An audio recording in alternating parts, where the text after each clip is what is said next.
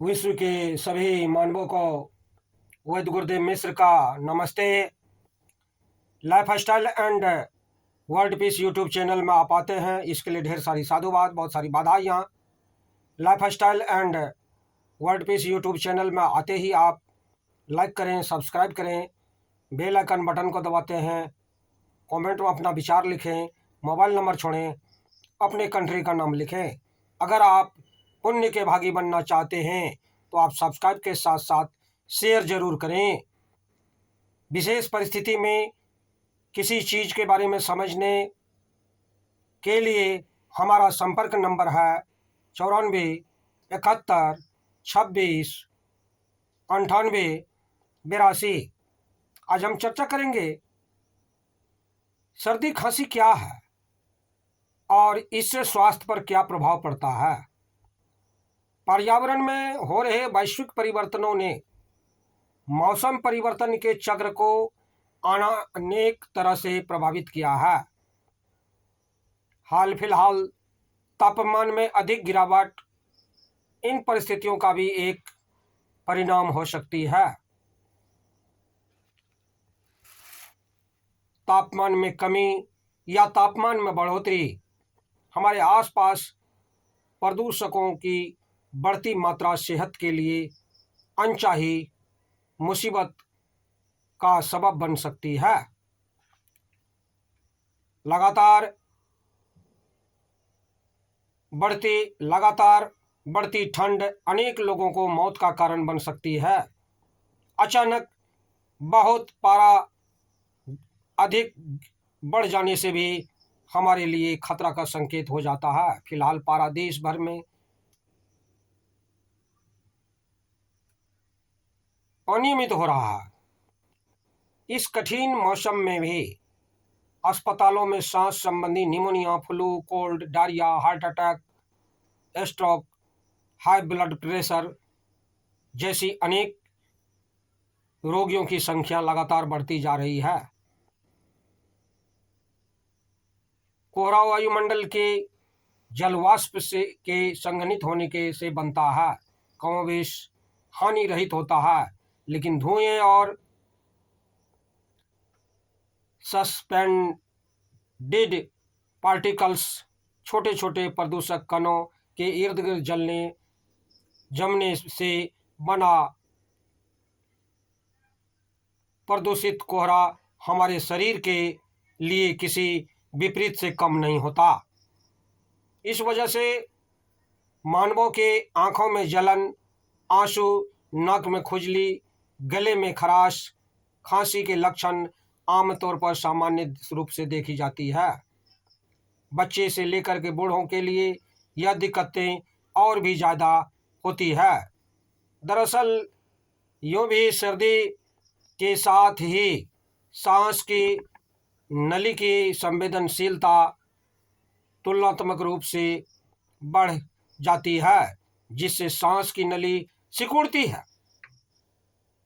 तापमान में गिरावट के कारण ही रक्त वाहिनियों में भी सिकुड़न होती है और कोलेस्ट्रॉल का जमाव बढ़ता जाता है, जिससे सांस की समस्या, हार्ट अटैक की संभावना बढ़ जाती है। अतः बच्चों, वृद्धों, हाई ब्लड प्रेशर, शुगर, गठिया, सांस के रोगियों को खासतौर पर सर्दी से बचना चाहिए। भारत में हाई ब्लड प्रेशर और डायबिटीज के रोगियों की संख्या क्रमशः 10 करोड़ व 6 करोड़ है। COPD में अस्थमा के रोगियों की कुल संख्या भी करोड़ों की तादाद में है। हृदय रोगियों की संख्या भी करोड़ में है। ये से जोखिम वाली आबादी को सर्दी के मौसम में की भार से बचाए रखना अत्यंत जरूरी है। इसके अलावा सर्दी और मौसम कुछ खास किस्म के विषाणुओं को सक्रिय कर देता है। यही वजह है कि इस मौसम में नाक और गले के वायरल संक्रमण उल्लेखनीय रूप से बढ़ रहे हैं। यह समय फ्लू या इन्फ्लुएंजा विषाणुओं के सक्रिय होने का भी स्वरूप होता है, जिसके फलस्वरूप फ्लू के मामलों की संख्या काफ़ी बढ़ जाती है। बच्चों, वृद्धों, गर्भवती महिलाओं, HIV के रोगियों, जटिल रोगों जैसे COPD, डायबिटीज, हृदय रोग से ग्रस्त रोगों में संक्रमण गंभीर रूप से ले सकता है। इन गंभीरता में pneumonia, heart attack, multiple organs failure जैसी स्थितियां भी शामिल हैं। इस मौसम में नवजात शिशुओं और छोटे बच्चों में विषाणु जनित डायरिया भी हो जाता है।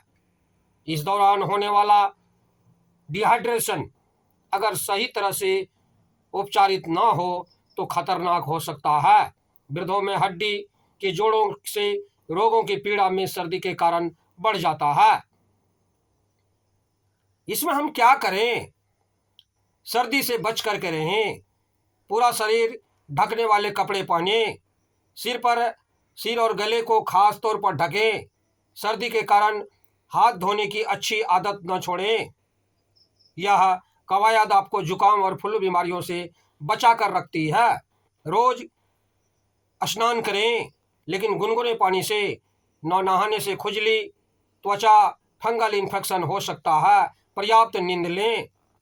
सांस के रोगी न सिर्फ सर्दी से बचाव रखें वरन चिकित्सक की सलाह लें। धूप निकलने पर धूप अवश्य लें। सर्दी को मालिश करने पर रक्त संचार ठीक होता है और सर्दी के मौसम में यह अत्यंत लाभकारी है। सर्दी, जुकाम, खांसी, फ्लू व सांस के रोगियों को सुबह शाम भाप लेनी चाहिए। यह गले व सांस की नलियां ब्रोंकाइटिस के लिए बहुत ही लाभकारी है।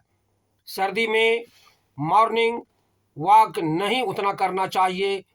अधिक उम्रदराज लोगों को यह स्वास्थ्य पर विपरीत प्रभाव डालती है। वृद्धों व गठिया, ब्लड प्रेशर तथा सांस के रोगियों को भी नुकसानदेह है। ठंड कम होने पर तक घर के अंदर व्यायाम करना ज़्यादातर श्रेयस्कर है। सुबह बहुत जल्दी ठंडे पानी से नहाना भी ठीक नहीं। यह सावधानी बच्चे, बुजुर्ग, हाई प्रेशर, हृदय रोग के रोगियों के लिए हाथ पैर सेकना चाहिए, जिससे इन अंगों का त्वचा में सूखापन आ जाता है। यह स्थिति डायबिटीज, हृदय रोगियों के लिए और भी घातक हो जाता है। पैरों को त्वचा जलने से बचाना होगा। अत्यधिक सर्दी में पैरों में सुन्नपन की शिकायत हो सकती है, जिसे फ्रॉस्ट वाइट कहते हैं। बंद कमरे में हीटर, अंगीठी या आग न जलाएं, यह खतरनाक हो सकता है। दरअसल आग बंद कमरे में उपलब्ध है समूची ऑक्सीजन खत्म कर देती है, जिससे निकली कार्बन डाइऑक्साइड नामक गैसें सोते समय उस कमरे में मौजूद लोगों का दम घोंट कर उन्हें मार सकती है। सावधान! अलाव भी खुले स्थान पर जलाने चाहिए, लेकिन खांसी और सांस रोगियों को अलाव का धुआं नुकसान पहुंचा सकता है, इससे भी सावधान। हमारा भोजन खान पान कैसा होना चाहिए? सब्जियों व फलों का भरपूर सेवन करें। साथ ही पेय पदार्थों का भी पर्याप्त मात्रा में लें। इससे हमारे प्रतिरक्षा तंत्र में बहुत ही इजाफा होता है। सर्दियों में खाए जाने वाले मेवा, बादाम, अखरोट, तिल, मूंगफली, गुड़ काफ़ी लाभकारी होते हैं, लेकिन इनका सेवन एक सीमित मात्रा में ही स्वास्थ्यकर है। यह एहतियात बरतना चाहिए। सावधानी से डायबिटीज रोगियों का खास तौर से ध्यान रखना चाहिए। खाने में ठंडी, खट्टी चीज़ें, तीखी, ज़्यादा कैलोरी वाली वसायुक्त चीज़ें, fast food, ice cream, cold drinks, मिठाइयाँ सेवन से बचें। इस मौसम में गर्म तरल पदार्थ जैसे चाय, कॉफ़ी, हल्दी,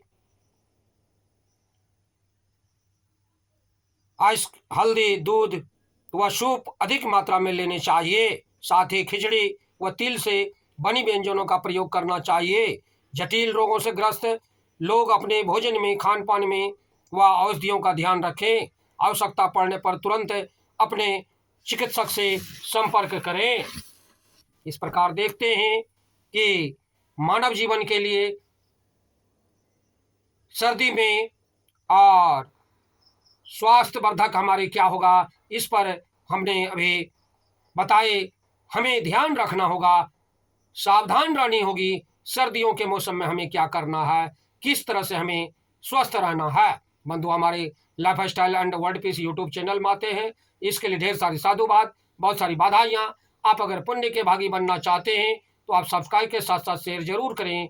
धन्यवाद, नमस्कार।